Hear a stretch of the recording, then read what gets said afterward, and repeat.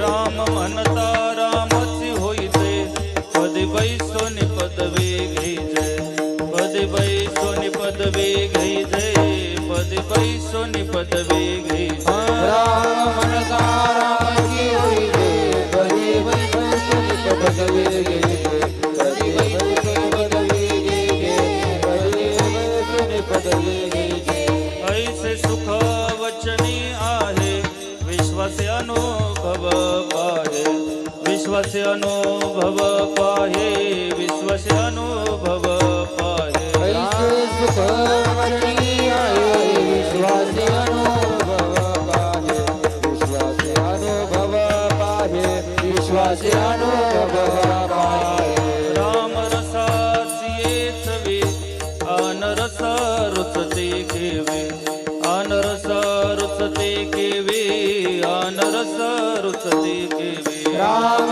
रसाची चवी अनरस रुचते केवे अनरस रुचते केवे अनरस रुचते केवे ऐसे सुख वचनी आहे विश्वासे अनुभव पाहे विश्वासे अनुभव पाहे विश्वासे अनुभव पाहे ऐसे सुख वचनी आहे विश्वासे अनुभव पाहे विश्वासे अनुभव पाहे विश्वासे अनुभव पाहे तुका म्हणेचा कुणी सांगे मज अनुभव आहे अंगे मज अनुभव आहे अंगे मज अनुभव आहे तुका म्हणेचा कोणी सांगे मज अनुभव आहे अंगे मज अनुभव आहे अंगे मज अनुभव आहे अंगे ऐसे सुख वचनी आहे ऐसे सुख वचनी आहे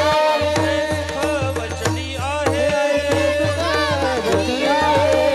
सुख वचनी आहे विश्वासे अनुभव पाहे अनुभव पाहे विश्वासे अनुभव पाहे सुख वचनी आहे विश्वासे अनुभव पाहे विश्वासे अनुभव विश्वासे अनुभव पाहे विठोबा रखुमाई विठोबा रखुमाई विठोबा रखुमाई विठोबा रखुमाई विठोबा रखुमाई विठोबा रखुमाई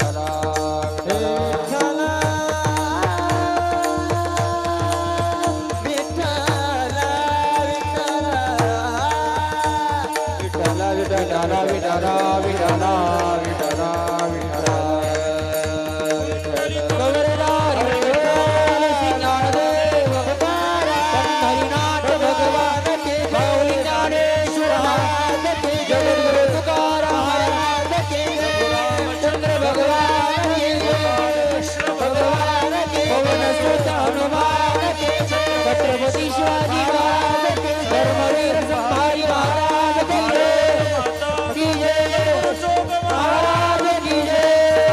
विठला विठला विठला विठला विठला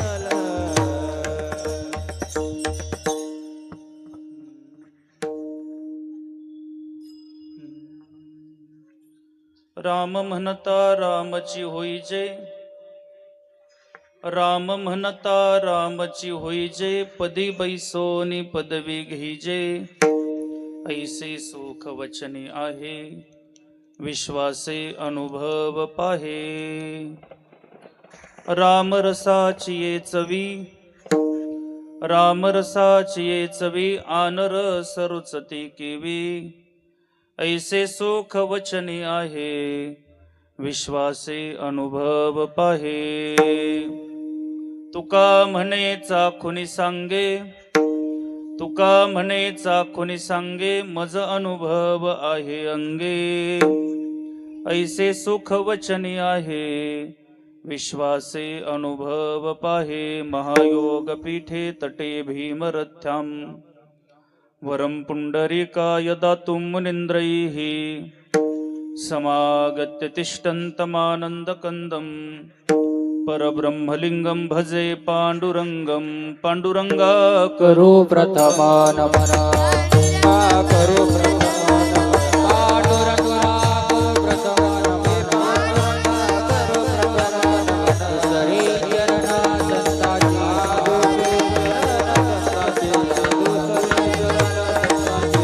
पंचकृपादाने कधीचा,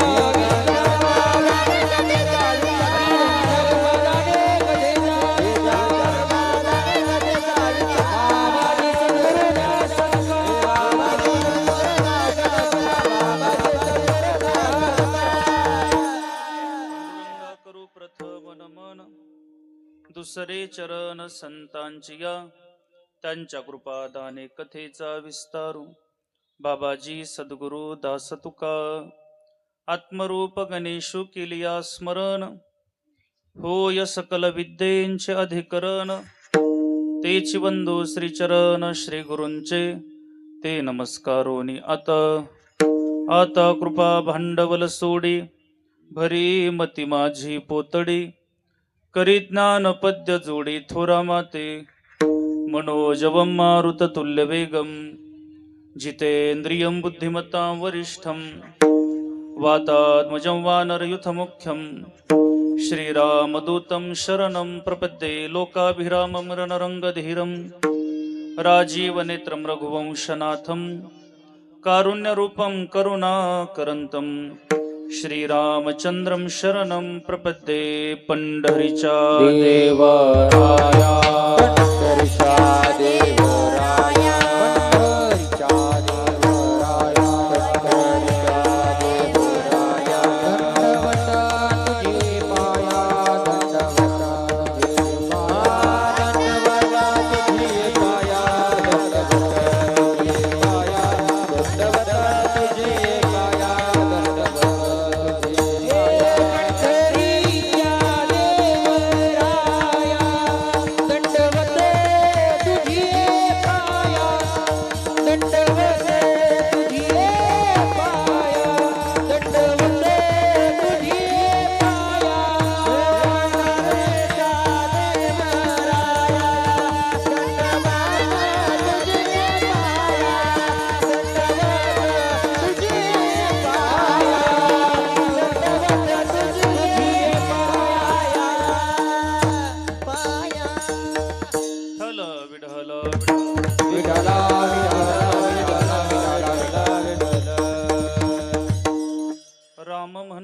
रामची होईजे, राम म्हणता रामची होईजे, पदी बैसोनी पदवी घेईजे.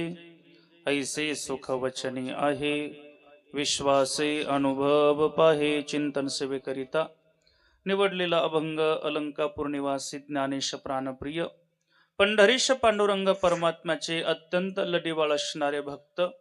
संप्रदायाच्या दृष्टिकोनातून विचार केला तर संप्रदायाचं कलस्थान भूषवणारे महान साधू, वैराग्यस्य परममूर्ती जगद्गुरु तुकोबारायांचा रामनामाचं महत्व नाम महिमा प्रतिपादन करणारा गोड अभंग चिंतन सेवेकरिता निवडला. विढल विढल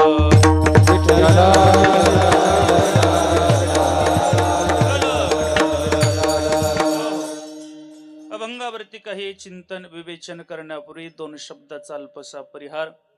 आपल्या दरेवाडी अंतर्गत येणारी ही वाडी म्हणजे तुक्कडवढा. या तुक्कडवढ्याला गेले 8 वर्ष परिपूर्ण होऊन 9व्या वर्षामध्ये पदार्पण होत असणारा अखंड हरिनाम सप्ताह, कीर्तन महोत्सव आणि श्री ग्रंथराज ज्ञानेश्वरी पारायण सोहळा भगवान परमात्म्याच्या साधू संतांच्या आशीर्वादानं तसेच ब्रह्मीभूत स्वानंद सुखनिवासी सद्गुरू बाळकृष्ण महाराज भोंदे उर्फ अण्णांच्या गोड त्या ठिकाणी कृपाआशीर्वादन हा उत्सव चालू आहे. या उत्सवातील तृतीय दिवसाचं कीर्तन पुष्प माझ्यासारख्या अल्पज्ञानाकडं आपल्या सर्वांच्याच या सप्ताह कमिटीच्या माध्यमातून आलेलं आहे. या सप्ताहाकरिता मला वाटतंय सप्ताहाला अलंकृत करण्याकरता किंवा कीर्तनालाही अलंकृत करण्याकरता सर्व त्या ठिकाणी महाराष्ट्रातील फार विद्वत असणारी मंडळी उपस्थित आहे. गायन क्षेत्रामध्ये ज्यांचं फार मोठं नाव आहे, अजूनही त्या ठिकाणी शिकतायत असे आदरणीय परमश्रद्धेय पूजनीय असणारे आमच्या ज्ञानई वारकरी शिक्षण संस्थेतले आदरणीय फार गोड विद्यार्थी आमचे गुरुबंधू आदरणीय ठिकाणी ओम महाराज असतील, फार गोड ज्यांचं गायन आहे. तसेच हरिभक्तीपरायण परम पूजनीय आमचे परम मित्र असणारे अतिशय त्या ठिकाणी गोड गायन, तसा स्वभावही त्यांचा अतिशय गोड आहे अशा आदरणीय आमचे प्रशांतजी महाराज निमशे आहेत. कीर्तन साथी करता टाळकरी वृंद आपल्याला लाभलेले आमचे परमश्रद्धेय पूजनीय ज्येष्ठ गुरुबंधू मच्छिंद्रजी महाराज गायकवाड वेदमूर्ती महाराज, त्यांची जोग महाराज वारकरी शिक्षण संस्था केडगाव, त्यातील सगळीही त्या ठिकाणी गुरुबंधू मंडळी आहेत. मृदुंगावरती अतिशय गोड ज्यांचा हात आहे अशा आदरणीय त्या ठिकाणी परमश्रद्धेय पूजनीय ज्याचा जसा हात आहे तसा स्वभावही गोड आहे अशा आदरणीय आमचे भरत महाराज ससानी असतील, विनेकरी असतील, आदरणीय चोपदार, आपल्या परिसराचं वैभव महाराष्ट्रामध्ये प्रत्येक कीर्तनामध्ये मला वाटतं आपल्या परिसरामध्ये अत्यंत मोठमोठ्या कीर्तनकारांच्या सेवेमध्ये ज्यांनी चोपदारकी केली, फार मोठं त्यांचं कार्य आहे. महाराज आमचे चव्हाण महाराज असतील, महाराजांकरता एकदा जोरदार टाळ्या वाजवा. आमचे मुंडे महाराज आहे, गायन अतिशय मुंडे महाराजांचं गोड आहे. मुंडे महाराज आहे आपले आदरणीय मृदुंगाचार्य, फार गोड ज्यांचा मृदुंग सुद्धा आहे. माझा आवाज आपल्यापर्यंत पोहोचवणारे आमचे मगर महाराज, अतिशय गोड ज्यांची सिस्टीम आहे, फार मोठं नाव महाराष्ट्रामध्ये त्यांचं आहे. मगर महाराजही उपस्थित आहे. आमचे बाल गोपाळ गावातीलही काही विद्यार्थी टाळ घेऊन उभे आहेत, त्यांचे त्या ठिकाणी ऋणनिर्देश व्यक्त करतो. आमच्या माता भगिनी आहे, आपण मोठ्या संख्येने श्रोतृ वर्ग माझ्या समोर उपस्थित आहात. अतिशय मला वाटतंय मोठ्या भावयुक्त अंतकरणाने आपण या धर्म मंडपामध्ये येऊन बसलात. आपल्याही चरणावरती विनम्र भावानं नतमस्तक होतो. आपल्या माझ्या समोर ज्या ठिकाणी हे चॅनल चालू आहे, मला वाटते माझा विठ्ठल माझा 09 फक्त 9 विठ्ठल माझा 9 म्हणजे पुढे 9 नंबर आहे अशा आदरणीय आमचे शिवराजजी गोरे पाटील, अतिशय गोड त्यांचं चॅनल आहे. महाराष्ट्रामध्ये त्या ठिकाणी त्यांचं चॅनलचं नाव होतंय, तेही उपस्थित आहे. सर्वच त्या ठिकाणी पडद्या पुढील पडद्या पाठीमागील सर्वच त्या ठिकाणी कार्य करते, सर्व तरुण मंडळ सर्वांच्या चरणावरती विनम्र भावानं नतमस्तक होतो. बरोबर 9 वाजून म्हणजे 9 वाजायच्या आतच त्या ठिकाणी चिंतन सेवा थांबवण्याचा प्रयत्न करतो. आज कीर्तनाकरता विशेषत्वानं उपस्थिती लाभलेले आदरणीय आपल्या कोयाळचं भूषण आमच्या आदरणीय फार गोड भजनी आहे अशा आदरणीय मुरुमकर अण्णाही उपस्थित आहे. त्यांच्या चरणावरती विनम्र भावानं नतमस्तक होतो आणि माझ्या चिंतन सेवेला मार्गक्रमण करतो. विठ्ठल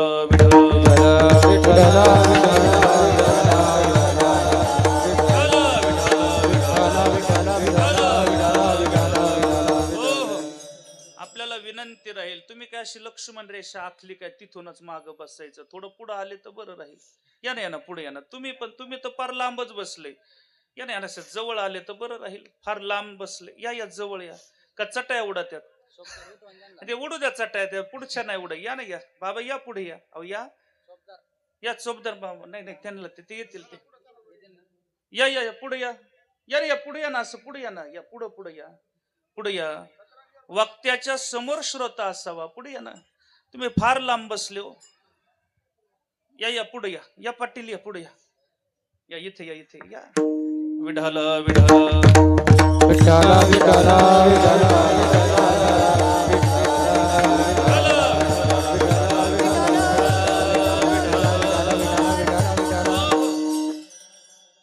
अभंग अतिशय गोड आहे. राम नामाचं महत्व प्रतिपादन करणारा अभंग आहे. रामाच्या नामाचं का अभंग निवडला? कारण हनुमंतराय आजही ज्यांचं नाव घेत आहेत ते रामाचंच घेत आहेत महाराज. म्हणून राम नामाचं महत्व, नाम महिमा प्रतिपादन करणारा अभंग निवडलेला आहे. पर नामाचा अतिशय अलौकिक महिमा आपल्याला पाहायला मिळेल. फार प्रस्तावनेमधून अभंगाच्या दिशेनं जातो. अलौकिक महिमा आहे. नाम साधनेसारखं महिमा आपल्याला पाहायला मिळणार नाही. पहा, व्यवहारामध्ये काही गोष्टी सहज शक्यातील शक्य असतात, म्हणजे सहज शक्यातील शक्य असतात. काही गोष्टी अशक्य असतात पण अभ्यास केला की त्या शक्य होतात. आणि काही गोष्टी सहज शक्य असतात पण त्या अशक्य होऊन बसतात. आणि काही गोष्टी अशक्यातील अशक्यच असतात. पण नाम साधनेचा महिमा आहे. ज्या अशक्यातील अशक्यही गोष्टी असतील त्या नाम साधनेनं शक्य होतात. विठ्ठल विठ्ठल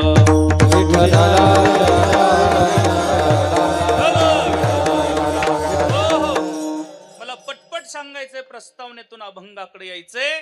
काही गोष्टी सहज शक्यातील शक्य आहे. गाईला वासरू होणं सहज शक्यातील शक्य आहे.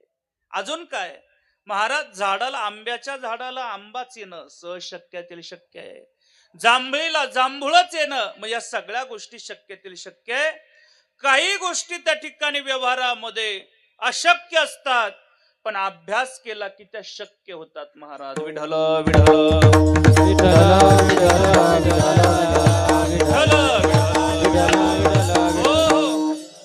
फार अशक्य गोष्टी आहेत पण अभ्यास केला की त्या शक्य होतात. 12वे अध्याय याकरता फार गोड आहे महाराज. 12व्या अध्यायामध्ये ज्ञानोबराने इतक्या गोड ओव्या दिल्या. ज्ञानोबरा म्हणतात, विषकी आहारी पडे समुद्री पाय वाट जोडे. ज्ञानोबराने सांगावं, जर विष पचवणं अशक्य आहे पण आता ऐका, जर रोज थोडं थोडं खाल्ला, अभ्यास केला तिथे काय होतं, शक्य होतं. विषकी आहारी पडे समुद्री पाय वाट जोडे.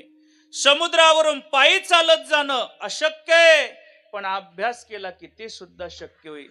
एकी वाघ ब्रह्म थोकडे अभ्यास केले. काय ज्ञानोबरे अजून पुढे गोड बोलले. म्हणले त्या ठिकाणी अभ्यासाशी काही काय पुढे सर्वथा दुष्कर नाही. म्हणले अभ्यास केला तर काही दुष्कर नाही.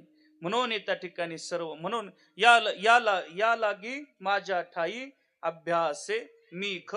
फार गोड त्या ठिकाणी ज्ञानोबरे म्हणतात, अभ्यास केला की अशक्यातील गोष्ट शक्य होतात महाराज. अशक्यातील पहा बरं, वाघ साप, तुम्ही वाघ पाहिला असेल. आपण बिबट्या जरी सुटला तर घाबरतो महाराज. पण पूर्वीच्या सर्कस पहा, त्या सर्कसीमध्ये वाघ सिंह होते. अहो वाघ सिंह त्यांना ते प्रयोग करून दाखवायचे. उड्या मारायला लावले का उड्या मारायचे. हे कसं शक्य होतं? म्हणजे अभ्यास केला की काहीही त्या ठिकाणी अशक्य होत नाही, ते शक्य होतं. तुकोबरांचं फार गोड कारण अभ्यास तुका म्हणे, कारण अभ्यास तुका म्हणे, कारण अभ्यास तुका म्हणे, कारण अभ्यास ही आता दे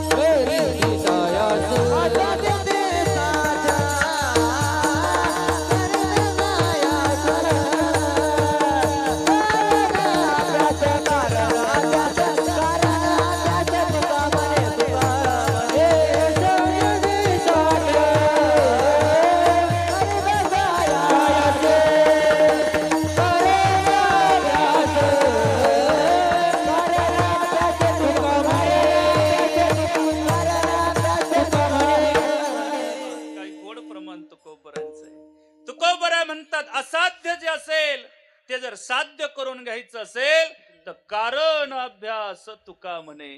तुम्हाला काय करावं लागेल? अभ्यास करावा लागेल. काय करावं लागेल? अभ्यास करावा लागेल.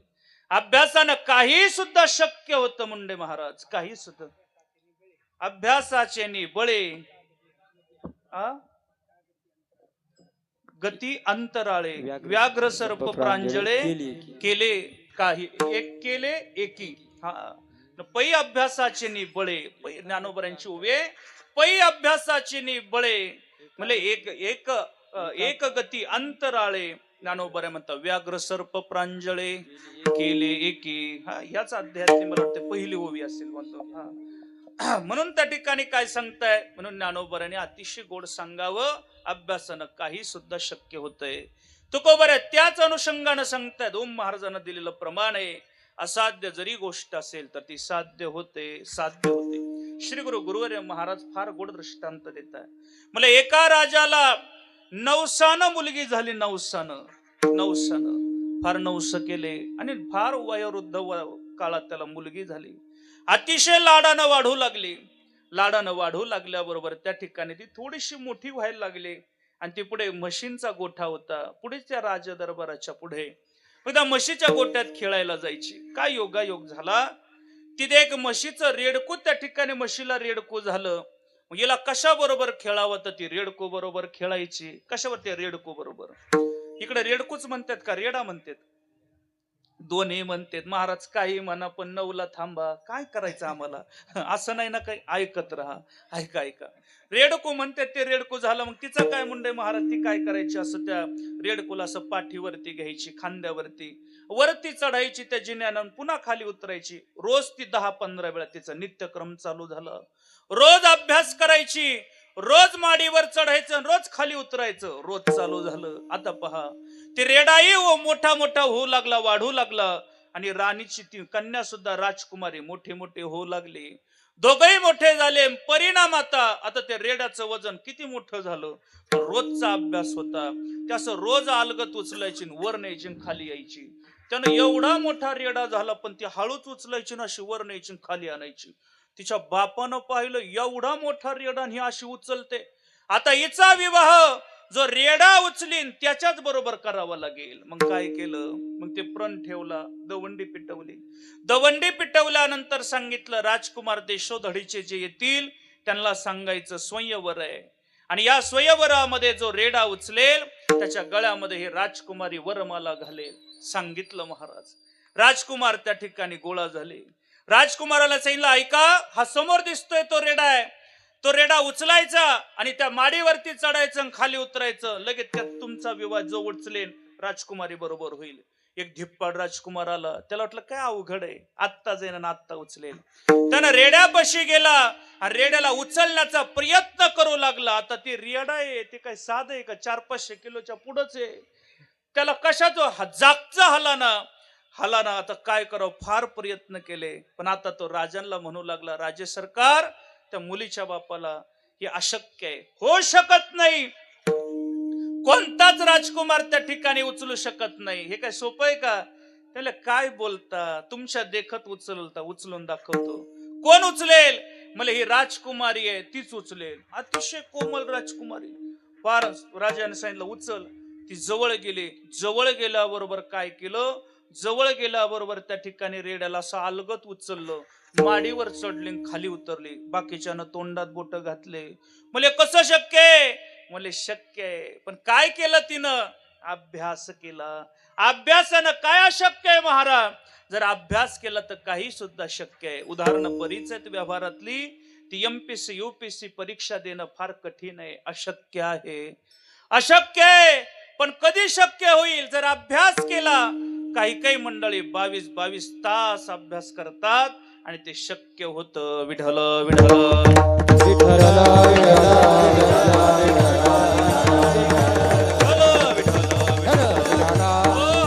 म्हणजे अशक्य गोष्टी आहेत पण त्या शक्य होतात. त्याचं कारण आहे अभ्यास आहे. मी 2 मुद्दे सांगितले, माझा 3रा मुद्दा आहे. ऐका, म्हणजे काही गोष्टी शक्य राहतात पण त्या अशक्य होऊन बसतात. काय गोड प्रमाण दिलंय. माकडे मुठीसी काय माकडे मुठीसी धरिले फुटाने आणि नेने ते गुंतले हात तेथे. म्हणले किती गोड प्रमाण दिलंय महाराज. म्हणले माकड पकडण्याकरता तो चव्हाण भाऊ तो काय करतो, मदारी मदारी काय करतो, माकडाला पाहतो आणि त्या माकडाला पाहून आता याला पकडायचंय, मग ती योजना आखतो. काय करतो, एक खड्ड खांदतो आणि त्या खड्ड्यामध्ये बारीक तोंडाची घागर काय करतो, पुरून टाकतो. पुरल्याबरोबर हातामध्ये फुटाने शेंगदाणे घेतून काय करतो, त्या घागरीच्या तोंडात टाकतो. ते माकडा देखत टाकतो. त्याला दाखवलं, त्याला कसं कळेल, ते पाहत याच्यात काय आहे, फुटाने. ते माकड मग मदारी लपून बसतो. ते माकड लगेच पुढे येतं, लगेच भाई माग करत ना, हा मनानं करत, तुम्हाला तरी काय, भाई माग करत, त्याच्यामध्ये हात घालतं आणि ते असं फुटाने पकडतं. पकडल्याबरोबर काय होतं, अहो ते काय, त्याला किती प्रयत्न करत ते ओढताच येत नाही. आता तिथं गुतून बसतं. सुटायचं किती शक्य आहे बरं, फक्त काय करायचे, फुटाने सोडायचे आणि हात बाहेर काढायचा. पण सुटत ते थोडं, काहीला सुटानाच फुटाने. काय करावं आता, हे फुटाने फक्त घ्या, हे सगळं पाक सुटत नाही, जाईपर्यंत काहीला सुटत नाही. आमचे महाराज म्हणतात काहीला अजिबात सुटलं नाही शेवटपर्यंत. मग कधी सुटतं, म्हणजे कापून घ्यावं लागतं. हे काही सुटत नाही महाराज. दिलं पाहिजे मोकळ्या मनानं महाराज, सोडलं पाहिजे. कधी कधी तुम्ही विचार करा, प्रपंचामध्ये सोडायला शिका महाराज. का बरं शिका, याचं कारण सांगतो.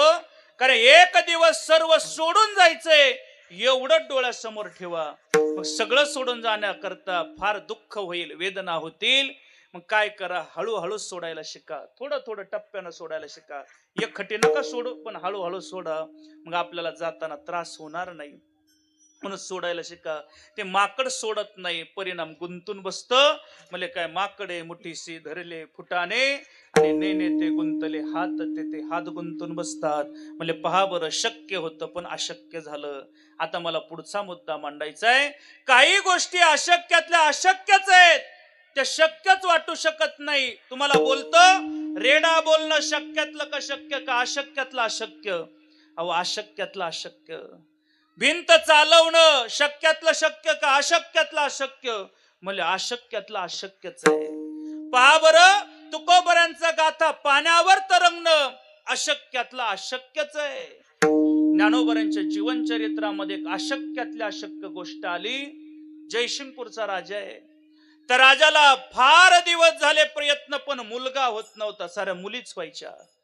त्याची पत्नी गर्भवती राहिली. आवडती पत्नी त्या राजानं सांगितलं, राणी सरकार या वेळेस मला त्या ठिकाणी मुलगा पाहिजे. काय पाहिजे, मुलगा पाहिजे. आता मुलगा पाहिजे म्हटल्यानंतर राणीनं सांगितलं, राजा सरकार हे थोडं आपल्या हातातलं आहे. नाही नाही, जर यावेळेस जर मुलगी झाली तर तुलाही मारीन आणि तिलाही मारीन. राणी घाबरली. राणी घाबरल्याबरोबर त्या ठिकाणी आता राजे निघून गेलेत. राणी रडते. दासीनं पाहिलं. दासी जवळ येते, राणी सरकारांना सांगते, राणी सरकार रडू नका, काय होईल ते होऊ द्या, काय पुढे काय होईल ते. पण या अवस्थेमध्ये बाळ गर्भात आहे आणि या अवस्थेमध्ये जर तुम्ही रडल्या, वेगळंच त्या ठिकाणी कृत्य केलं तर त्याच्यावर हे संस्कार पडतील. हे कोण सांगते, दासी सांगते. ऐकताय ना आई, तुम्ही ऐकताय ना. त्या अवस्थेमध्ये ज्यावेळेस आपल्या बाळ गर्भात असेल ना, त्या बाळावरती योग्य संस्कार करणं गरजेचं आहे महाराज. बोलून जातो, आलाय प्रसंग म्हणून बोलतो. काय मला वाटतंय, आपण गर्भामध्ये आईनं जर योग्य संस्कार केलं तर मुलगा तेजस्वी जन्माला येईल. आता घडलेला प्रसंग आहे मागे आळंदीमध्ये. एका आईनं ज्यावेळेस बाळ गर्भात होतं त्यावेळेस त्या माईनं त्या अजान वृक्षाखाली 108 ज्ञानेश्वरीचे पारायण केले. किती, 108. तुम्ही बोलत नाही का, हा बाबा 9 वाजून घे भाऊ, आम्हाला काही सांगू नको विचारू नको. अरे बोला ना राव, तुम्ही बोलल्याशिवाय वक्त्याला कसं जमेल. किती पारायण केले, बोला आई, बोला किती, 108 पारायण केले. परिणाम ऐका, ते दिव्य बाळ जन्माला आलं आणि जन्माला आल्यानंतर काय प्रताप झाला. वयाच्या 7व्या वर्षी त्याची ज्ञानेश्वरी मुखोद्गत झाली. हे महाराज गर्भावस्थेतील संस्कार आहेत महाराज. जर या माईनं त्या काळामध्ये जर गब्बरचा शोले पाहिलं तर मग गब्बरच आहे, हे कधी कधी कळालं पाहिजे. मला वाटते फार महत्वाचं आहे. त्या भागवतामध्ये पहा, ज्यावेळेस त्या हिरण्यकशिपूची पत्नी कयाद्वय तिला घेऊन त्या ठिकाणी इंद्र चाललेला होता. नारदानं सांगितलं, इंद्रा घेऊन जाऊ नको, ही पतिव्रता आहे. कारण पतिव्रता इतकी तेजस्वी असते.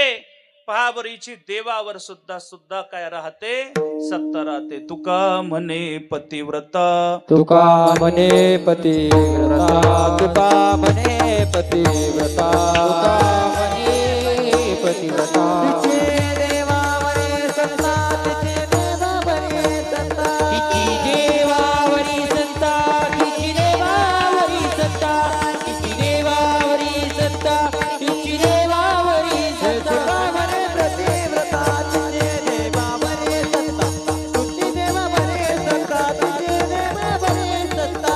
तुका म्हणे पतिव्रता, तिची देवावरी सत्ता, तुझी देवावरी सत्ता, तिची देवावरी सत्ता. साऊंड बसत बाजूला बसतं का? मला आवाज रिटर्न कमी येतोय. विठ्ठल विठ्ठल विठ्ठल विठ्ठल विठ्ठल. पहा बरं, म्हणून त्यावेळी तुकोबऱ्या सुद्धा सांगताय, तुका म्हणे पतिव्रता, तिची देवावरी सत्ता. म्हणजे पाव पतिशिया मता अनुसरून या पतिव्रता. म्हणून त्या ठिकाणी ती पतिव्रता आहे, तिला त्या ठिकाणी घेऊ जाऊ नको. शाप जर दिला तर तुझं इंद्रपद सुद्धा जाईल, असं म्हटल्याबरोबर त्या कयादूला नारदांच्या आश्रमामध्ये ठेवलं. परिणाम ऐका, कयादूला त्या नारदांच्या आश्रमामध्ये ठेवलं आणि नारदांच्या आश्रमामध्ये सारखं भजन चालायचं, नारायण नारायण नारायण नारायण नारायण. भजनाचा परिणाम पहा, त्या गर्भावस्थेमध्ये असलेल्या त्यांना प्रल्हादावरती तो परिणाम झाला, त्या गर्भामध्ये परिणाम झाला आणि दिव्य बाळ जन्माला आलं. प्रल्हादाने नारायण नारायणच म्हणायला लागलं. म्हणून आपण त्या अवस्थेमध्ये योग्य खाल्लं पाहिजे, योग्य पिलं पाहिजे, चांगले संस्कार आपल्या मुलावरती झाले असं जर वाटत असेल तर आईचं पुण्य फार गरजेचं आहे. सुशिलो मातृपुण्येन पितृपुण्येन चतुरतः धार्मिक वंशपुण्येन आत्मपुण्येन भाग्यवान. सभाग्यता किंवा भाग्यवान दोन्ही शब्द चालतात, पण निश्चित महत्वाचं आहे. आईचं पुण्य महत्वाचंच आहे, आईनं ते मानलं पाहिजे. तुम्ही पहा, आपले छत्रपती शिवाजी महाराजांचा प्रसंग डोळ्यासमोर घ्या. ज्यावेळेस आई साहेबांच्या उदरामध्ये बाळराजे वाढत होते ना, त्यावेळेस लक्ष्मीबाई ज्यावेळेस आऊसाहेबांकडे येत आहे आणि आल्यानंतर आऊसाहेबांना विचारत आहेत, लक्ष्मीबाई, आऊसाहेब तुम्हाला या काळामध्ये काही खावं वाटत असेल, काही प्यावं वाटत असेल तर निसंकोच मनानं मला सांगा. सांगा म्हटल्याबरोबर आऊसाहेब जागेवरती उठल्या, एक पाय पुढे एक पाय मागे आला, डोक्याचे केस मोकळ्या सोडले गेले, कमरेला पदर खोसला गेला, बांगड्या माग सारल्या गेल्या आणि आता त्या लक्ष्मीबाईला बोलू लागल्या, लक्ष्मीबाई मला वाटतंय एका हातामध्ये तलवार धारण करावी, एका हातामध्ये ढाल घ्यावी, घोड्यावरती आरूढ व्हावं आणि ज्या काफरांना आपल्यावरती आक्रमण केले त्यांचा एक एकाचा शिरच्छेद करावा. हे डोहाळेत महाराज छत्रपती शिवाजी महाराजांच्या आईचे, हे मान्य केलं पाहिजे. अलीकडे काय झाले, जर युट्यूब आणि ते फेसबुक आणि रील पाहायला लागला तर ते नाचतच बाहेर येतंय, विठ्ठल विठ्ठल.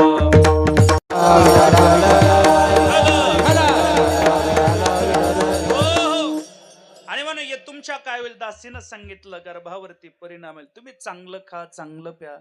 ती राणी आता चांगलं खाऊ पिऊ लागली. 9 महिने 9 दिवस झाले आणि राणी प्रसूत झाली. राणी प्रसूत झाली, मुलाची अपेक्षा होती पण काय झाली, मुलगी झाली. दाईला त्या दासीला त्या ठिकाणी वाईट वाटलं, आता मुलगीच झाली. पण दासीनं राणी सरकाराला सांगितलं मुलगी झालेली, रडायला लागली. रडायला लागल्यावर काळजी करू नका, मी आहे ना. त्या बाळाला अतिशय स्वच्छ त्या ठिकाणी वस्त्रामध्ये गुंढळलं आणि ती दासी राजांकडे घेऊन आली. राजे सरकार काय झाले, अहो राजे सरकार तुम्हाला मुलगा झाला. मुलगा खरं काय झालं होतं, मुलगी झाली. पण तिनं सांगितलं मुलगा झाला. इतका आनंद राजाला झाला, द्या तो माझा मुलगा. मुलगा हातावरती घेतला, वा वा वा, हाच माझा राजकुमार आहे, हाच उद्या देशाचा राजा आहे, हाच काही दिवसाने मला पोत्यात घालून हाणणार आहे, हे माझं आहे बरं, हाच आहे, दुसरं कोण हाणतं महाराज, घरातलेच हाणते, हाच आहे, असा आनंदाने त्या ठिकाणी म्हणत होता. म्हणत असताना गळ्यातील सुवर्णाचा अलंकार दासीला काढून दिला. दिल्याबरोबर त्या बाळाच्या अंगावरला वस्त्र बाजूला करायला लागला. लागल्याबरोबर तेवढा मध्ये दासीनं सांगितलं, राजे सरकार एका ज्योतिषानं सांगितलंय, भविष्यकारानं सांगितलंय जर तुम्ही त्याच्या अंगावरती तुमच्या बापाची नजर पडली तर ते गतप्राण होईल. त्याला वाटलं झालंय कुठं, घेऊन जावं. कुठं नादी लागतात, झालंय ना, दिलं महा. ते बाळ त्या ठिकाणी घेतलं. दासिक त्या ठिकाणी राणींकडे आली, सांगितलं, राणी सरकार, या बाळाला तुम्ही आता मुलगा म्हणून याचं संगोपन करा. मुलाचेच कपडे, मुलाचंच बोलणं, सगळं मुलाप्रमाणे, शस्त्रविद्या सगळं मुलाप्रमाणे शिकवा. आणि मुलाप्रमाणे शिकवलं. हळूहळू त्या ठिकाणी काय झाली, ते मुलगाच त्या ठिकाणी म्हणा मोठा झाला. राजकुमार आता उपवर म्हणजे लग्नाच्या वयात आला. राजाला वाटलं आपल्या मुलीचा त्या ठिकाणी काय झाला पाहिजे, विवाह झाला पाहिजे. विवाह त्या ठिकाणी विवाह करण्याकरता मुली पाहू लागले. अलीकडे फार मोठी पंचायत आहे. सगळ्याच आई वडिलाला वाटतं आपल्या मुलाचं लग्न योग्य वयात व्हावं, सगळ्याच आई वडिलाला वाटतंय. पण अलीकडे फार परिस्थिती बिकट आहे. आज मुलींच्या आई वडिलाची कॉलर टाईट आहे महाराज. हा, त्यांना काहीच घेणं नाही. तिचं फक्त शिक्षण झालं आणि एखाद्याने विचारलं का हो, आता करायचं की यंदा लग्न, अजिबात नाही, अजिबात नाही. हे इतकं त्या ठिकाणी त्यांचं अवघड झालं. जरी सोयरीक आणायची म्हणलं ना, ते म्हणतात ऐका सोयरीक आणा पण ते एकटाच पाहिजे, त्याला आई बाप नकोय, पुण्याला फ्लॅट पाहिजे. बघा आता ऑफर बघा, या आई वडील त्यांना म्हणजे सासू सासरे नको, कोणीच नको, हे एकटाच महाराज. मग अलीकडं तसंच आहे महाराज, हम दो हमारे दो, पहिले दो फेक दो, पहिल्या दोघाची काही गरजच नाही. मला वाटतं ते अवघड आहे. म्हणून अलीकडे मुलींची फार त्या ठिकाणी तुटवडे. प्रत्येक गावागावामध्ये मोठाले गाव पा 500 500 600 600 पोरं बिगर लग्नाचे आहेत महाराज. इतकं अवघड आहे, इतकी भयानक आहे. याचं कधी कधी उत्तर असं मिळतं, अलीकडे मुलीच्या शिक्षणामध्ये फार मोठा फरक आहे. मुली फार मोठ्या उच्च पदस्थ झाल्यात आणि मुलं त्या ठिकाणी आज कमी पदस्थ, म्हणजे फार त्यांनी शिक्षणाकडे दुर्लक्ष केलंय. एमपीएससी यूपीएससी चे तुम्ही निकाल पहा, सगळ्यात जास्त मुली आहेत महाराज. टॉपर मुली पर्यंत गेल्यात, नोकरी क्षेत्रामध्ये मुली आल्या. आणि म्हणून मुलांचं फार त्या ठिकाणी काय झालंय, मुलांकडे त्या ठिकाणी दुर्लक्ष मुलांनी केलं शिक्षणाकडे आणि परिणाम झाला. म्हणून लग्न होत नाही. ऐका ऐका, व्यसनाधीनता मुलांची वाढलेली. मला तिकडे बोलायचं नाही, पण विषय आला म्हणून सांगून जातोय. लग्नाचं वय, लग्नाची चिंता वाटू लागली.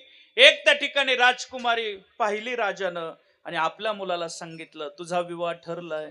ठरलाय बरोबर म्हटल्यानंतर त्या मुलानं विचार केला, मी कोण आहे, मी एक मुलगीच आहे आणि माझा विवाह एका मुलीच बरोबर होईल.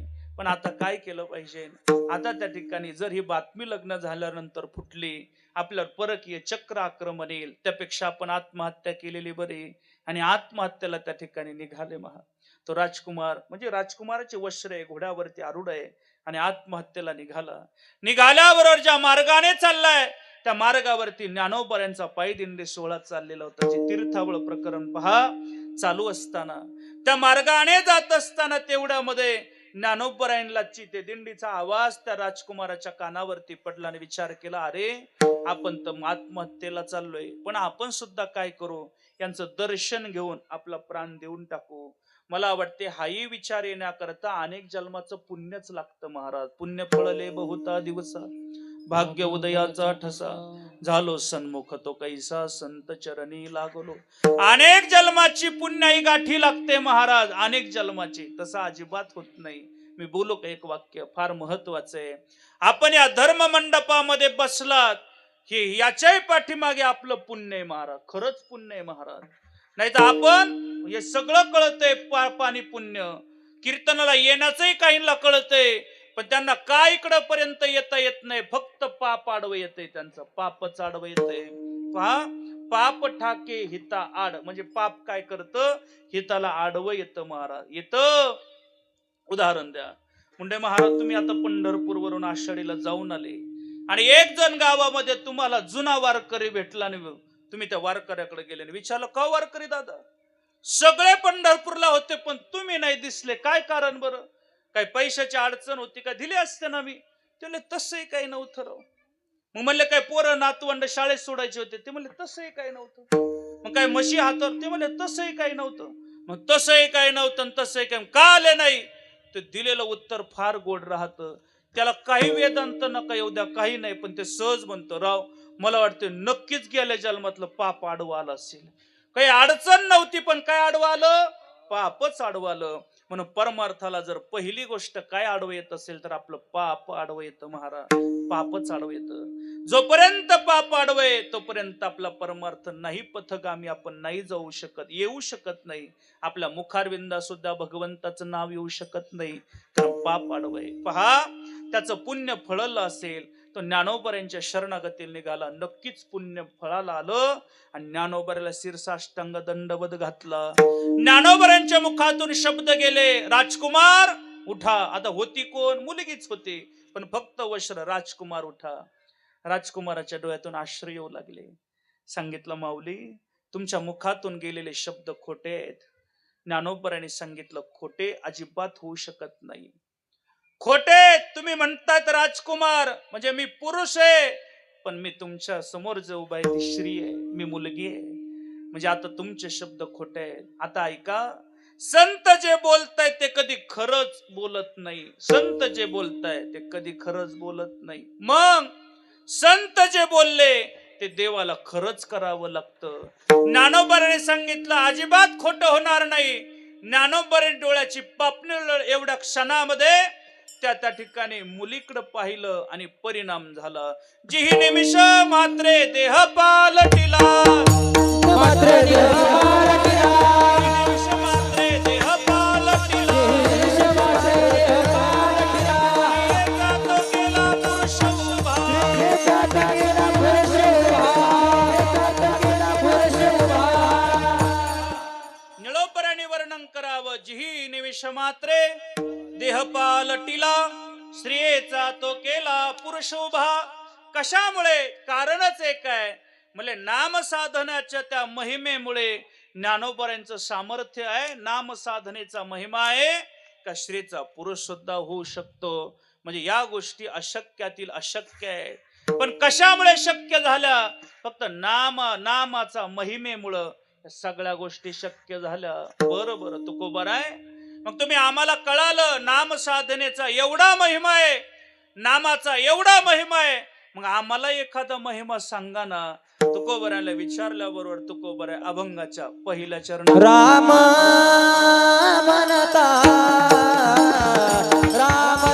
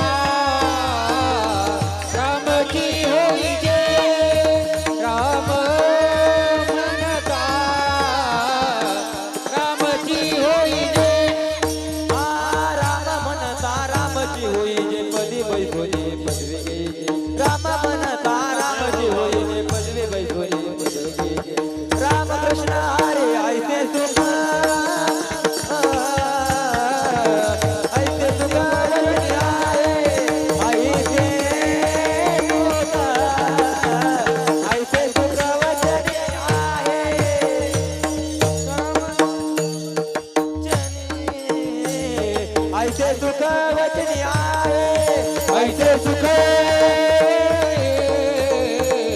ऐसे सुख वचनी आहे. राम म्हणता रामाची वैजे, पदे बैसोने पदवी गैजे. ऐसे सुख वचनी आहे, विश्वास राम म्हणता रामाची वैजे, पदी बैसोने पदवी गैजे.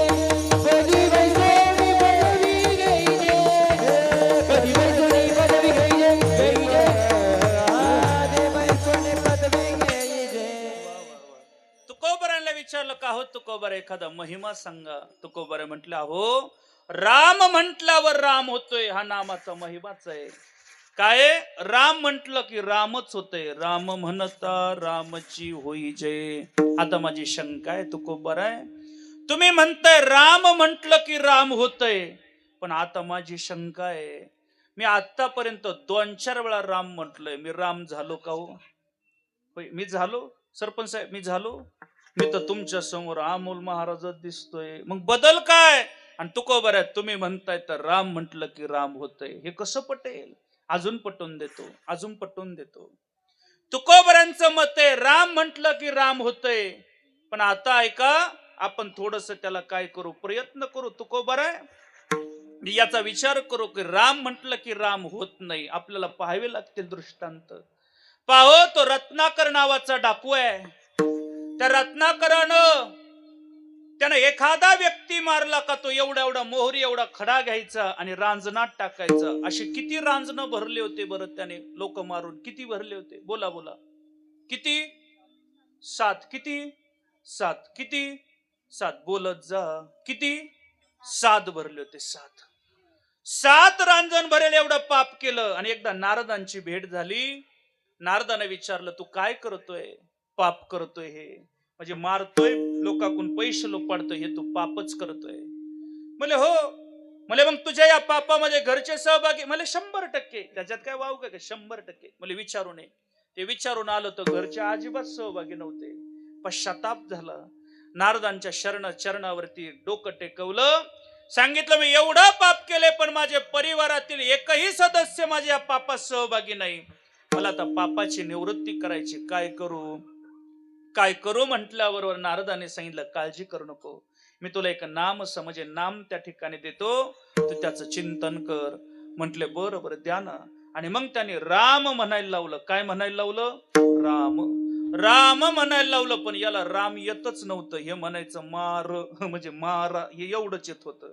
पण संत आहेत महाराज, सहज बोलणे हितोपदेश करीती सायास शिकवी करोने यास शिकवी करोने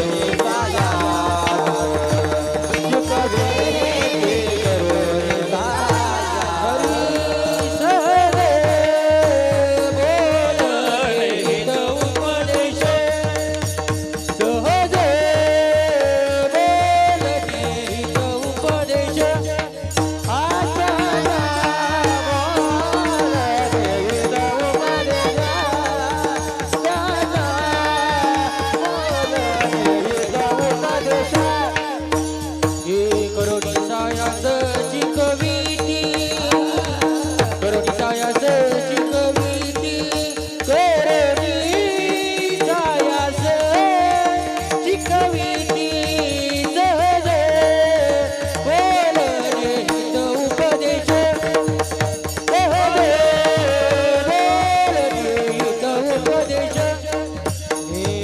बोलणे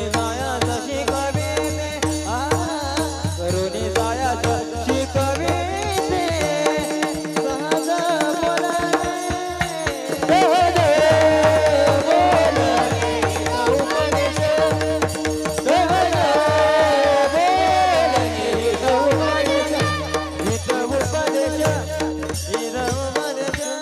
सहज बोलण्यामध्ये तो उपदेश राहतो. सांगितलं म्हण काय नाही, मार म्हण. मार जरी म्हटलं तर 3-4 मार मार किंवा मारा मारा मर जरी म्हटलं तर रामा रामा तयार होत. तो मारा मारा म्हणायचा आणि रामा रामा त्याचं ऑटोमॅटिक तयार होत गेलं. त्या वाल्यानं म्हणजे त्याचं त्या नाव रत्नाकरानं 12 वर्ष त्या ठिकाणी राम राम राम राम जप केला. आता मला तुम्हाला विचारायचंय, त्या रत्नाकराच्या अंगावरती वारुळ त्या ठिकाणी तयार झालं. वारुळ. आणि वारुळाला संस्कृत मध्ये वाल्मी म्हणताय आणि म्हणूनच त्याचं नाव वाल्मिकी पडलं महाराज. आता मला तुम्हाला विचारायचंय, ऐका, त्या रत्नाकरानं किंवा वाल्यानं 12 वर्ष राम राम राम म्हटलं, मग तो वाल्या राम झाला का वाल्मिकी झाला? खरं बोलायचं. काय झालं सरपंच साहेब? वाल्मिकी झाला. सरळ सरळ उत्तर आहे. काय? वाल्मिकी झाला. म्हणजे राम म्हटलंय तर काय झाला? वाल्मिकी झाला. इथं तुकोबरा म्हणतात राम म्हटलं की राम होतं. हे कसं पटत आहे आपल्याला? अजिबात पटे ना. म्हणजे इथं तुकोबरांचं मत आहे राम म्हटलं की राम होतंय, पण इथं प्रत्यक्षात पाहिलं तर इथं वाल्याचं वाल्मिकी होतंय पण राम होत नाही. बरं, एवढं उदाहरण कमी पडेल. त्या भरतानं 14 वर्ष नंदीग्रामामध्ये राम राम राम नामच चालू होतं. त्या भरतानं नंदीग्रामामध्ये राम राम म्हणत होता. मग भरतजीच राहिले का राम झाले? भरतजीच राहिले, फरक काहीच झाला नाही, भरतजीच राहिले. चला मी तिसरं उदाहरण देतो, आपल्या डोळ्यासमोर असलेलं उदाहरण. रामाबरोबर सर्वात जास्त काळ सहवासामध्ये राहिलेले लखन भैया आहे. 14 वर्ष वनवासाचाच विषय घ्या. त्या वनवासामध्ये सावलीप्रमाणे आणि एकही दिवस न झोपलेला कोण असेल तर तो लखन भैया असेल. काय नामचिंतन असेल. मला तुम्हाला विचारायचंय, लखन भैयानं एवढा राम राम राम म्हटला, मग लखन भैया राम झाले का लखन भैयाच राहिले? खरं बोला, काय राहिले? लक्ष्मणच राहिले. आणि इथं तुकोबरा म्हणतात राम म्हटलं की राम होतं. हे कसं पटल? अजून एक उदाहरण देतो. आपण ज्यांचा महोत्सव करतोय पवनसूत हनुमंतरायांचा, हनुमंतराय आजही तागायत राम राम आजही म्हणतायत. मग माझा प्रश्न आहे, का हो मग हनुमंतरायच राहिले का राम झाले? हनुमंतरायच राहिले. मग इथे तुकोबऱ्यांचं हे कसं पटतंय आपल्याला? आणि तुकोबऱ्या म्हणतात राम म्हटलं की राम होतंय, हे आपल्याला काही पटेना. चला अजून याच्या विरोधातला भाव मांडतो. ज्यांनी कधीच राम म्हटलं नाही ते राम झाले. कधीच राम म्हटलं नाही. उदाहरण आहे, ज्यावेळेस दशरथ राजा कौशल्याच्या महालामध्ये डोहाळे विचारण्याकरता गेले ना, कौशल्या वेगळ्याच अवस्थेमध्ये बसलेल्या होत्या. दशरथ राजा जवळ गेले, पण काही बोलेनात चालेनात, रुसल्यासारखं बसलेलं आहे. मग आता काय कर, यांचा रुसवा काढला पाहिजे. पहा बरं, जर आपली बायको रुसली असेल तर तिचा रुसवा काढण्याकरता एक प्रयोग करायचा. पुरुष वर्ग एवढं घरी घेऊन जा. रुसली असेल तर तिला काय करायचं, तिला फक्त आपल्या लग्नातली एखादी गोष्ट सांगायची. तिला म्हणायचं, का ग मला नाही का त्या ब्राह्मण काकाने चौरंगावर उभा केलं होतं, तुला पाटावर उभा केलं होतं. मग नाही का, मग ते मध्ये आंतरपाठ धरणार. हा मग तो कसा वर धरायचा आणि मी कसं डोकं पाहायचं. ती म्हणत तुम्हाला तर काही कळतच नाही. गेला रुसवा मारा. एवढं म्हणले तरी रुसवा निघून जातो. हे खरंय, बघा तुम्ही प्रयोग करून. रुसली असेल का एवढाच प्रयोग करायचा. आणि मग दशरथाला वाटलं आपण असंच केलं पाहिजे. दशरथाने सुद्धा काय केलं, लग्नातला प्रसंग चालू केला सांगायला. अगं ऐकलं का? काय आपल्या नाही का लग्नामध्ये त्या रावणाने विघ्न आणलं होतं. रावण शब्द ऐकला महाराज, ओम महाराज. रावण म्हटल्याबरोबर ती कौशल्या आवेशामध्ये उभा राहिली आणि तिच्या मुखातून शब्द गेले, आणि रे धनुष्य मारीन रावण,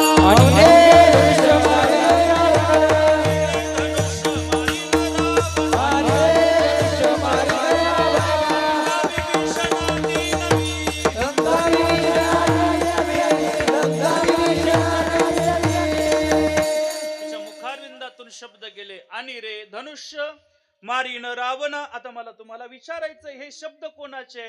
हे कौशल्याचे वाटतायत का रामाचे वाटतायत? आणि रे धनुष्य मारीन रावण लंका विभीषण, हे शब्द कोणाचे वाटतात? रामाचे वाटतात. आणि म्हणतोय कोण? कौशल्या.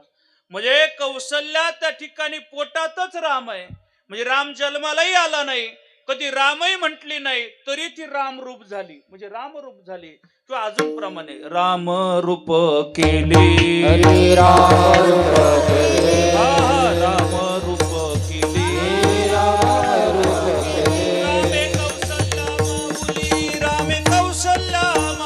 रामे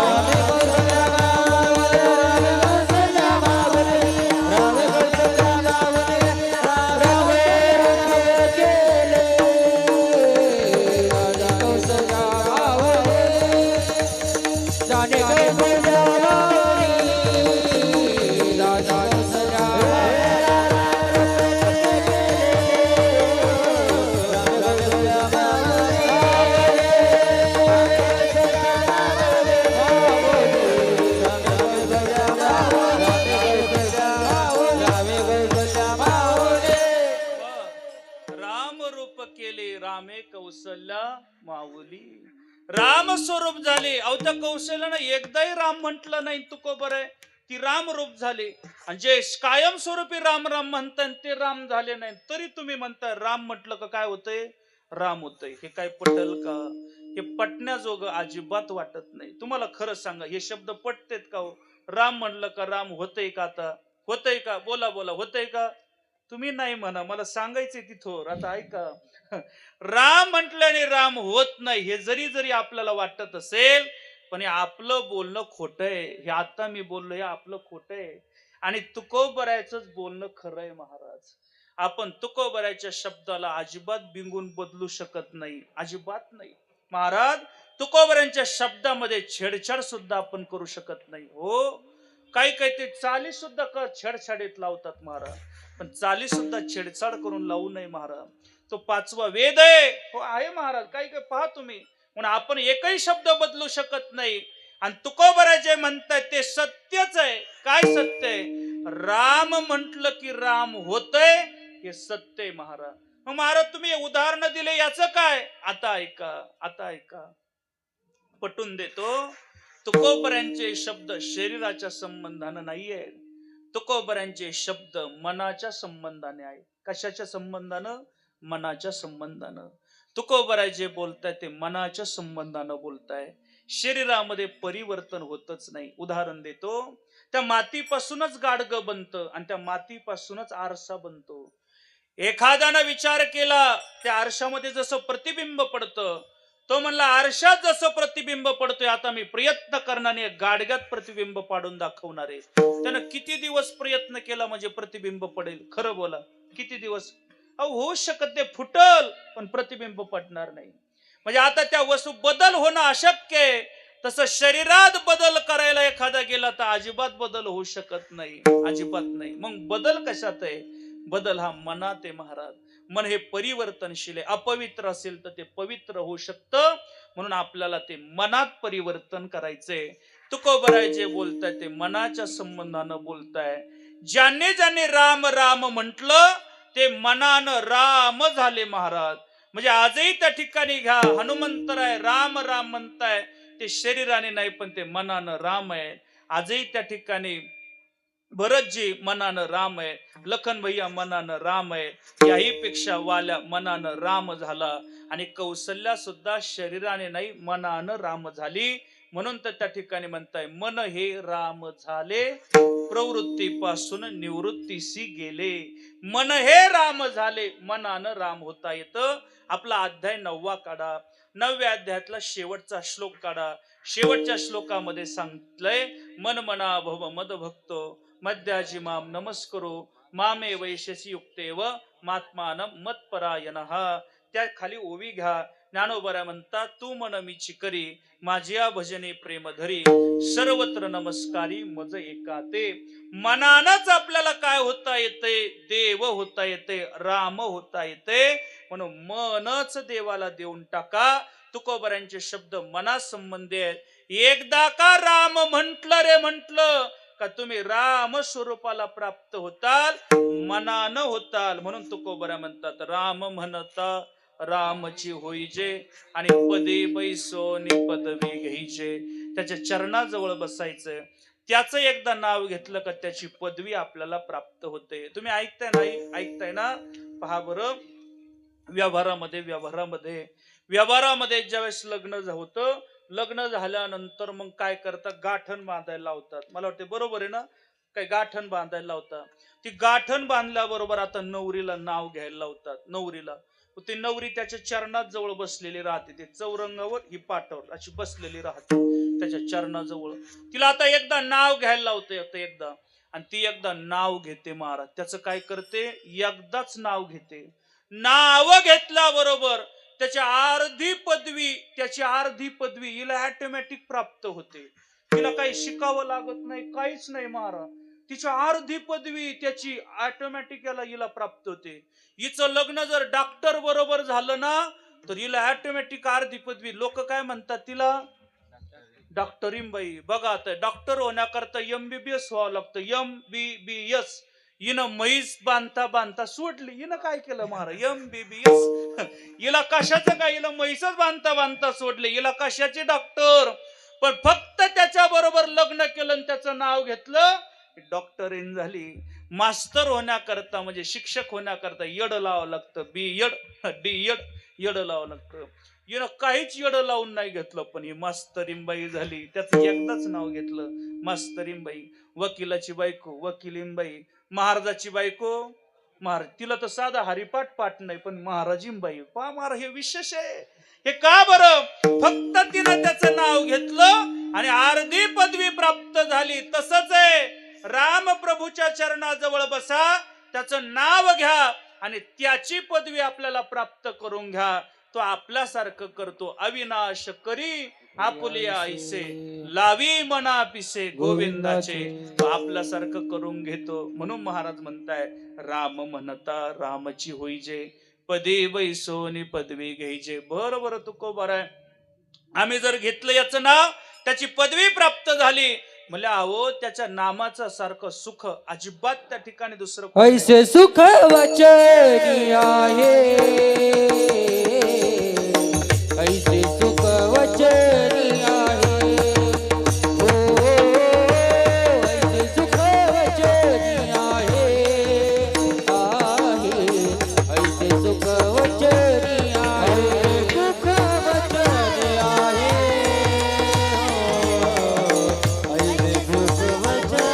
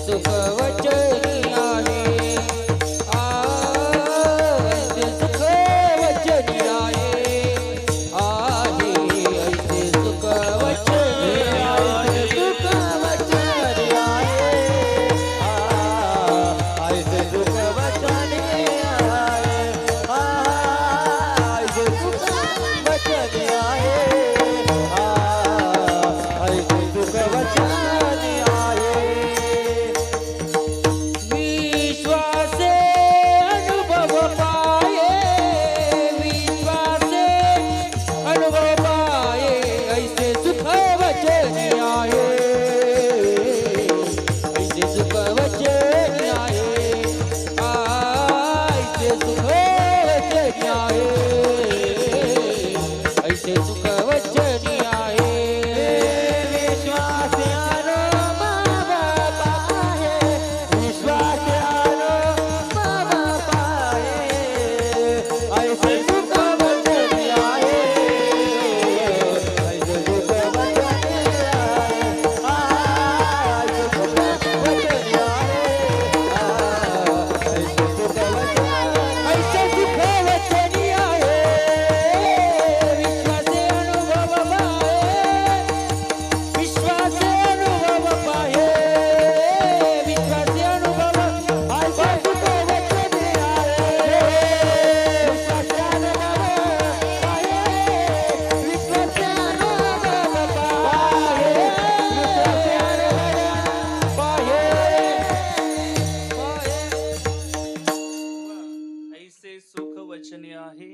विश्वासे अनुभव पाहे. त्या वचनामध्ये म्हणजे रामनामाच्या वचनामध्ये अलौकिक सुख आहे. तुकोबऱ्या म्हणतात फार सुख आहे महाराज. किती सुख आहे त्यांनी सांगा. उदाहरण हेच घेतो उदाहरण. पहा बरं, एकदा का त्या मुलीनं त्या ठिकाणी नाव घेतलं की त्याची अर्धी पदवी प्राप्त होते. ज्यावेळेस ती नाव घेते त्यावेळेस तिला आनंद एवढा वाटत नाही. पण आता ऐका, ती नांदून येऊ द्या, म्हणजे बराच काळ ती नांदून येऊ द्या आणि संक्रांतीच्या त्या ठिकाणी म्हणजे संक्रांतीच्या उत्सवाला माहेरी येऊ द्या. माहेरी आल्याबरोबर जर आता तिला काही महिला मंडळ म्हणू लागले, अगं घे ना तुझ्या नवऱ्याचं नाव, त्यावेळेस ते नुसतं नाव जरी घे म्हटलं तिचं ते काय उकळ्या वेगळ्याच फुटतात महाराज.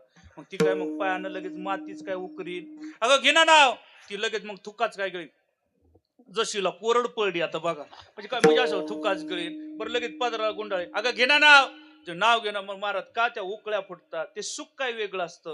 आणि मग नाव घे मग ती लय लांबलच काना घेते. आज घरात माझ घरात होता पलंग, पलंगावर होती गादी, गादीवर होती उशी, उशीर होती बशी, बशीर होता कप, कपात पडली माशी, मला पुढे येत भाऊ एवढंच येत बाजार इथपर्यंत. मी असं लांबलच काना घेते महाराज. का बरं? कारण आता त्या वचनामध्ये सुख असतं महाराज. आता अलौकिक सुख राहतं. तसंच आहे या ठिकाणी या प्रभूंच्या नावामध्ये काही अलौकिक सुख आहे महाराज. उदाहरण आहे, रामानंद स्वामी ज्यावेळेस अमेरिकेला गेले आणि स्वामी अमेरिकेला गेल्यानंतर एका हॉटेलमध्ये मुक्कामाला थांबले. मुक्कामाला थांबल्याबरोबर त्या मुक्कामामध्ये ते रात्री त्यांनी त्या आपल्या रूम मध्ये विश्रांती करण्याची हेतून झोपले. झोपल्याबरोबर मॅनेजर 1-1:30 वाजता त्या रूम सगळ्या चेक करत होता आणि नेमकं त्यांच्या रूमच्या बाहेरून जात होता. जात असताना तेवढ्यामध्ये त्यांच्या रूम मधून राम राम राम असा आवाज येत होता. त्यांना म्हटलं जागायचं का नाही कस्टमर, त्यांना काय माहिती म्हणून त्यांनी काय केलं, खिडकीतून डोकावलं तर ते काय केलं, अंगावर घेतलं झोपले होते. आणि तरी राम राम आवाज, म्हणजे कशाच येतोय. त्यांच्याकडे दुसरी चावी राहते, त्यांनी ते उघडलं आत गेले. त्याने हळूच त्यांच्या तोंडावरलं काढलं तर ते घोरत होते. अरे म्हणले राम राम कुठून आवाज येतोय. आणि त्यांच्या चरणाला त्यांनी कान लावले तर त्यांच्या रोमा रोमातून राम राम असा ध्वनी येत होता.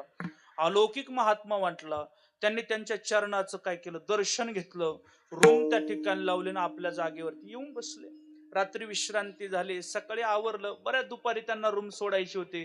रूम सोडायच्या अवधीत ते निघाले. निघाल्याबरोबर आता मॅनेजर पाशी आता पैसे ती चावी देण्याकरता आले. मॅनेजरला वाटलं किती झाले. मॅनेजरने पाहिलं, अरे ते रात्रीचे स्वामी आहे. ते बाहेर आले, त्यांना शिरसाष्टांग दंडवत घातला. अहो काय करतात मॅनेजर, अहो काय झालं साहेब, का दर्शन घेताय. काही नाही म्हटले, मी बरेच साधू पाहिले पण तुमच्यासारखा महात्मन साधू काय साधन आहे असं आतापर्यंत पाहिलं. काय जाऊ रात्री तुमच्या मी रूमच्या बाहेरून चाललो होतो त्या ठिकाणी एक नामचिंतनाचा आवाज तुमच्या रूम मधून आला. म्हणून मी आतमध्ये गेलो, तुमच्या रोमा रोमामधून नामचिंतन चालू होतं. त्या रामानंद स्वामीने विचारलं कोणत्या नामचिंतन चालू होतं, कोणतं मंत्र चालू होता. त्यांनी फक्त सांगितलं राम राम म्हटले. रामानंद स्वामीने राम शब्द ऐकला आणि धाडकन जमिनीवर कोसळले मारा. 2 दिवस समाधीमध्ये गेले. राम शब्दाने 2 दिवस समाधी. ऐसे सुख वचने आहे. फक्त ते सुख वचन ऐकलं आणि समाधी अवस्थेपर्यंत गेले. एवढं त्या वचनामध्ये सुख आहे महाराज. ऐसे सुख वचने आहे. कितीतरी उदाहरण आहेत महाराज. ते चैतन्य महाप्रभू आकाशामध्ये ढग आले का त्यांना वाटायचं माझा प्रभू आलाय. जसं मोर नाचतो तसे नाचायचे महाराज. हरे कृष्ण हरे राम म्हणून नाचायचे. तुम्ही अजून उदाहरण घ्या.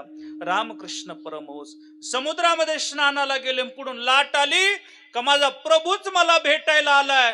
राम म्हणायचे, मिठी मारल्यासारखं करायचे, समुद्रातच बेशुद्ध व्हायचे. 2-2, 3-3 दिवस त्यांची ती शुद्धीवर येत नव्हते. एवढं त्या रामनामामध्ये सुख आहे. म्हणून तुकोबा म्हणतात ऐसे सुख वचनी आहे विश्वासे अनुभव पाहे. एवढंच नाही तर रामरसाला काही चव वेगळे. रामरसाची चवी आन रस रुचती कवी. तुकोबा सेवितो हा रस वाटितो आणि का तो रस आहे महाराज, तो रामनामाचा रस आहे. आणि शेवटी तुकोबऱ्यांना आपण विचारू, 10 मिनिटं राहिले. तुकोबरा काव तुकोबरा, तुम्ही आम्हाला रामनामाचा महिमा सांगताय, त्या वचनाचं सुख सांगताय, त्याचा रसही सांगताय, मग असा काही तुम्हाला अनुभव आहे का. तुकोबऱ्या अभंगाच्या शेवटचे तुका म्हणे चाखून सांगे, तुका म्हणे चाखून सांगे, चाखून सांगे, म्हणे चाखून सांगे मज अनुभव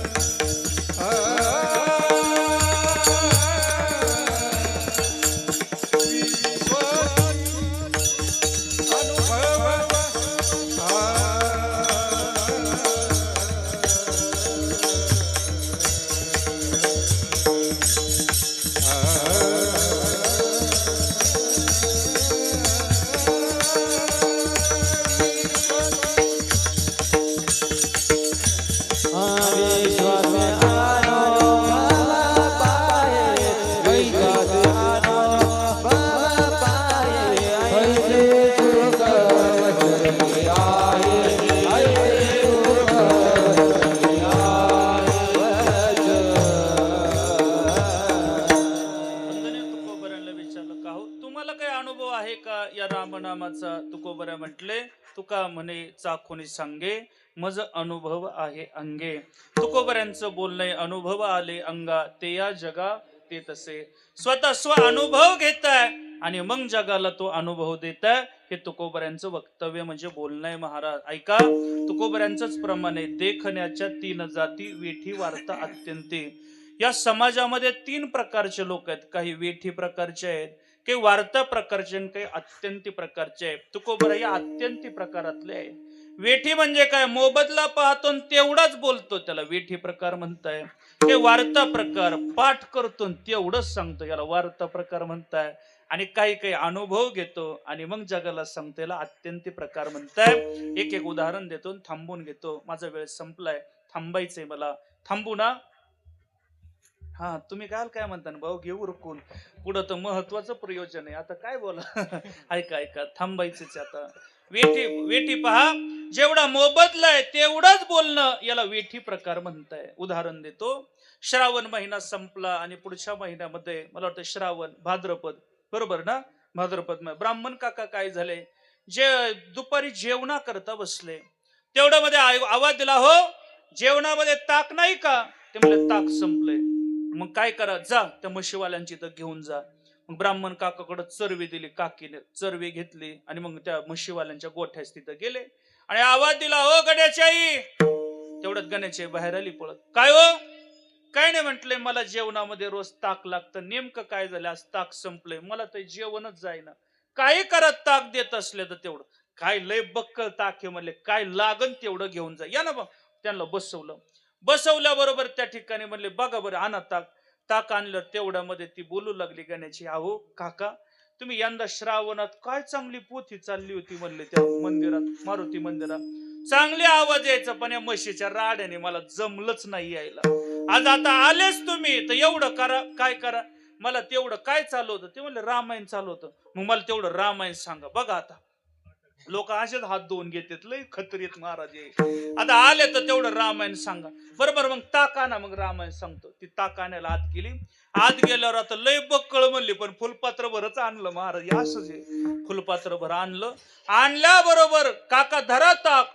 ताक धरा म्हणल्यावर काकाने ती चरवी पुढे केली. पण ही बाई लय हुशार. तिला वाटलं, अरे जर ताक दिलं बाबा निघून गेला म्हणलं नंतर रामायण सांगन तर. तेवढं ती म्हणले, काका काय करा, नंतरच देते, आधी तुम्ही रामायण सांगा. रामायण सांगा म्हटल्यावर मग काकाने रामायण सांगायला चालू केलं. म्हणजे ऐका, रामायण फार गोड आहे, आता नीट चित्त देऊन ऐका. म्हणले पहा, त्या दशरथाचा मुलगा राम आहे आणि जनकाची मुलगी सीता आहे. या दोघांचं झालं लग्न. लग्न झालं यांना झालं वनवासी, वनात गेले. वनात गेल्यानंतर रावणानं सीतेचं हरण केलं, सीता पळून नेली.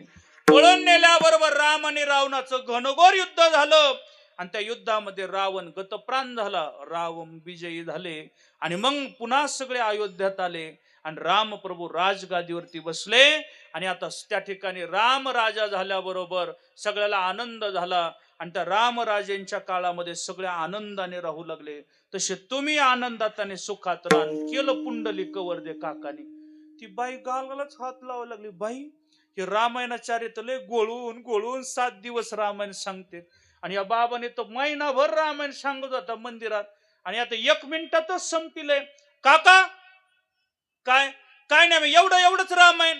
त्याला हो म्हणजे एवढंच कस काय म्हणजे जेवढं ताक तेवढंच रामायण. ज्याला कळेल कळून. आता ताक फुलपात्र बरं सांगत बसा रातभर. महाराज जेवढं ताक तेवढंच रामायण. पहा काही काही मोबदला पाहतात तेवढं बोलतात, त्याला वेठी प्रकार म्हणताय. काही काही वार्ता प्रकार आहे जेवढं ऐक म्हणजे पाठ करतात तेवढं. ते मला वाटतं आम्हाला एक 7वी 8वीच्या सिलेबस मध्ये पोपटपंची नावाचा धडा होता. पहा, पढविले तैसे पढो जाणे पुंसा. त्याला निस्त पाठ करायला दिलं, त्यानं पाठ केलं तेवढंच वाजवायला, पण अनुभव अंतकरणात काहीच घेतला नाही. याला पोपटपंची म्हणताय. आम्ही आळंदीला होतो निमशी महाराज आणि त्यावेळेस ते आमच्या महाराजांकडे एक पोपट पाळलेला होता. ते महाराजांच्या वसरीमध्ये आपलं त्या ठिकाणी पलंग टाकलेला होता आणि मग काय करायचं त्या पलंगावर बसायच्या, कोणी आलं झोपायचं, असं चालू रे. ते एक गल्लीतलं हिंडफिरस्त कुत्र काय करायचं त्या पलंगावर येऊन बसायचं. हिंडफिरस्त कुत्र यायचं आणि त्या पलंगावर बसायचं. आणि ती मग म्हातारी काय करायची दिवसभरातून त्या महाराजांची आई त्या कुत्र्याला नुसती मारायची, ओठ. ते कुत्र उठायचं निघून जायचं. त्याचा शब्द तोंडा एक 5-10 वेळा तर ते ओट उठ शब्द व्हायचा. ते ओट म्हणलं का त्या पोपटाने तेवढा शब्द पाठच केला. मारा ओट, त्या पोपटाचा पाठच झाला. पाठ झाल्यावर आमच्या महाराजांकडे काही मंडळी तारीख घेण्याकरता आले. आल्याबरोबर त्याच पलगावर बसले. बसल्याबरोबर ते पोपट म्हणलं ओट, पडविले तैसे पडो जाणे पुंसा. अनुभव नाही नुसतं बोलणं. पहा बरं, श्री गुरु महाराजांच्या मुखारविंदातून ऐकलं. काही काही मंडळी चातुर्मासात वगैरे एखादं कीर्तन त्या ठिकाणी लिहून घेतात किंवा काही लिहितात नंतर आणि जसं कीर्तन आहे तसंच पाठ करतात. परिणाम काय होतो, कधी कधी कीर्तनामध्ये किंवा शब्द त्याच्यात ज्या जो पिरियड आहे तो शब्द निघून जातो. आजचं कीर्तन हिवाळ्यात आहे. आता तुम्ही काय करा, तुम्ही आता अंगावरती फार ब्लँकेट घेऊन आलाय पण ब्लँकेट मधूनच टाळ्या वाजा असं जर एखाद्या महाराजांनी म्हटलं असेल हिवाळ्यात, तो एखादा तोच तसंच लिहितो आणि त्याचं कीर्तन उन्हाळ्यात राहतं. आता उन्हाळ्यात ब्लँकेट आणि याचा काही संबंध आहे का? तो त्याच कीर्तनात म्हणतो आता तुम्ही ब्लँकेट घेऊन आला असाल, तुम्ही काय करा, ब्लँकेट मधून काय वाजवा, टाळ्या वाजवा. अरे जसं आहे तसं नको. पडविले तैसे पढो जाणे पुंसा. याला वार्ता प्रकार म्हणताय. आणि शेवटचा अत्यंती प्रकार आहे जो अगोदर अनुभव घेतो आणि मग समाजाला सांगतो, याला अत्यंती प्रकार म्हणताय. तुकोबरा म्हटले मी अगोदर त्या राम नामाचा रस सेवन केला, मी तो चाखला, अनुभव घेतला आणि मग तुम्हाला सांगतोय. तुका म्हणे चाखुनी सांगे मज अनुभव आहे अंगे. तुकोबराला विचारलं साखर कशी आहे? तुकोबराला थांबा मी अगोदर खातो. त्याने साखर खावी आणि मग गोड म्हणून सांगावी, म्हणजे अनुभवयुक्त अंतकरणाने सांगावं म्हणून तुकोबरा म्हणतात मी चाकलं अनुभवयुक्त सांगतो. ऐसे सुख वचनी आहे विश्वासी अनुभव पाहे. म्हणजे मला अनुभव आहे, तुम्ही पहा या स्वरूपाने सांगतात. अभंगावरती धावत्या गतीत बोलण्याचा प्रयत्न केला. बरोबर आता माझा अभंग या ठिकाणी सेवेला जेवढा घेतला धावत्या गतीत सोडवलाय. माझी सेवा थांबते. सगळ्यांनी गोड भजन करायचंय. विठोबा रुक्माई भजन होईल, ज्ञानेश्वर माऊली होईल. चाल आता झालेलीच नको, वेळ झालेला आहे. नंतर तुकाराम तुकाराम भजन होईल आणि सेवा थांबेल. कोणीही तोपर्यंत निवेदन होईल तर जागा सोडायची नाही. प्रेमानं भजन करा. विठोबा रुक्माई